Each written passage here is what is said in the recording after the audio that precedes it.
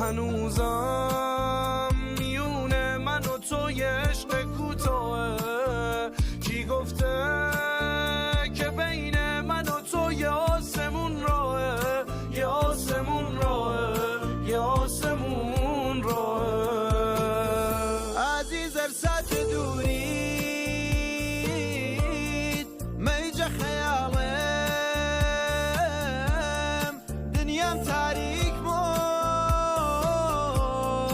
بشه و حارم. رفتم از جلو دید بردی با نگاه دمن دل و دین. تو فقط رد شدی گذشتی من انگار پام رفت جلومین. همینی که میبینیم لطفه انگار آشنایی برام من وقتی بودم نطفه. اگه نشناخته بودم خدا رو قبلت حتما میکردم تو رو شکرت. من باهات درم ولی بی تو خوب انگار با همه عالم غریبم. من باهات قرم با این که هر شب و با گریه از خوابم پریدم. با همه قرم مثلا این دور و برادم ندیدم. هر چقدر آلادم ای دادن فریبم.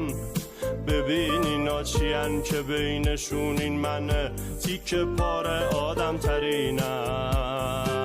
رب کردم واسه هدف بهترم درجه یکم رو درجه یکترم. این واسه اونا که نسخ شعر من ادبیات بی ادب شعر بلد همه گندات تو نول سرم شدن. وقتی کوبیدم قلم زندم و تو هیپ هاپ زمان گفت میرم. منم فقط نوشتم، منم فقط نوشتم. شب ستاره بارون چشاد وای غم زندون چشاد. هنوز دلم مرا پر میزنه حیف که نمیدونه چشاد. برشه نرام ساقی گرانه دردم. آوارگی بیچارگی مجنون کوچه گردم. پیالقت برکه برا امشو خرا و حالم. امشو توام تا شوکی گیره بکم بنالم. امشو توام تا شوکی گیره بکم بنالم. همه زخمم خوب شد ولی ردش موند. یادش به خیر یه رو جای این سنگ دل بود.